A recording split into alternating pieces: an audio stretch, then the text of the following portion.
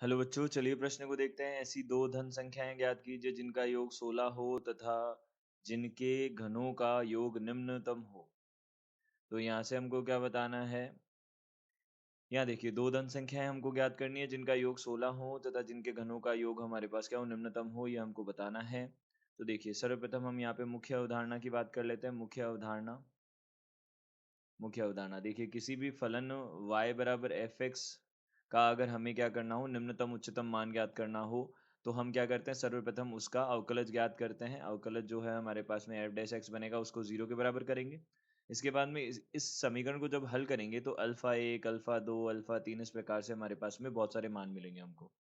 तो हमें क्या करना होता है, उन मानों पर हमें क्या करना होता है, द्वितीय अवकलज ज्ञात करना होता है। तो मान लिया कि अगर मान लीजिए कि सपोज x बराबर अल्फा आर पर इसका मान जो है वह क्या हो जाता है, धनात्मक हो जाता है। तो धनात्मक होने पे यह क्या मिलेगा हमको, x बराबर अल्फा आर पर न्यूनतम मिलेगा। यहाँ क्या मिलेगा, न्यूनतम होगा। x बराबर अल्फा आर पर न्यूनतम होगा। और यदि आपने क्या किया, द्वितीय अवकलज किया और x बराबर अल्फा आर पर यह ऋणात्मक आ गया, तो x बराबर अल्फा आर पर क्या होगा, धन अधिकतम होगा। यह हमारे पास क्या होगा, अधिकतम होगा। यह होगा। तो देखिए, यहाँ से हमने क्या किया, सबसे पहले दो राशियां मानी हमने। तो यहाँ से दो राशियां, दो धन राशियां, दो धन संख्याएं, दो धन संख्याएं माना। माना दो धन संख्याएं x तथा y है। x तथा y है। अब इसी प्रकार हमको दिया है x प्लस वाई जो है वह किसके बराबर हो जाएगा, 16 के बराबर हो जाएगा। तो अगर x प्लस वाई 16 के बराबर है तो y बराबर कितना हो जाएगा, 16 माइनस एक्स हो जाएगा। यह हमारे पास प्रथम समीकरण बनेगी।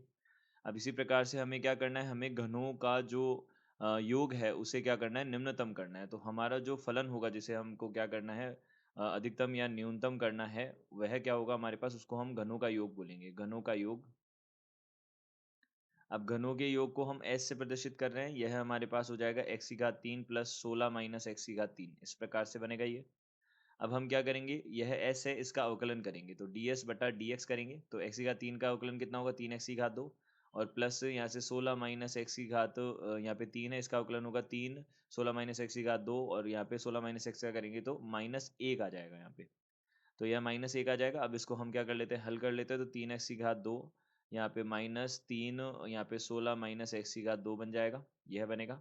अब देखिए, इसको आगे हल करते हैं तो यहाँ कितना बनेगा, देखिए 3x की घात 2 माइनस यहाँ से 3 गुणा 256 माइनस एक्स की प्लस एक्स की घात 2, और माइनस यहाँ से 32x हो जाएगा। अब इसको हल किया, 3x की घात 2 माइनस 3 गुणा यहाँ से 256 हो जाएगा, और माइनस 3x की घात 2 और प्लस 32 एक्स गुणा 3 हो जाएगा।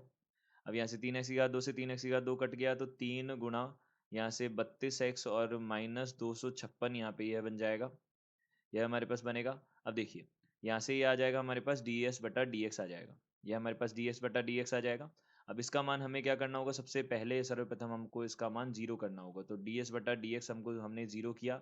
इसका मतलब 3 गुणा 32x माइनस 256 जो है, यह हमारे पास 0 होगा। तो 32x बराबर 256 होगा। तो यहाँ से हमने बोला x बराबर 256 बटा 32 जो है वह हमारे पास कितना हो जाएगा, 8 हो जाएगा। तो x का मान कितना आ जाएगा, 8 आ जाएगा।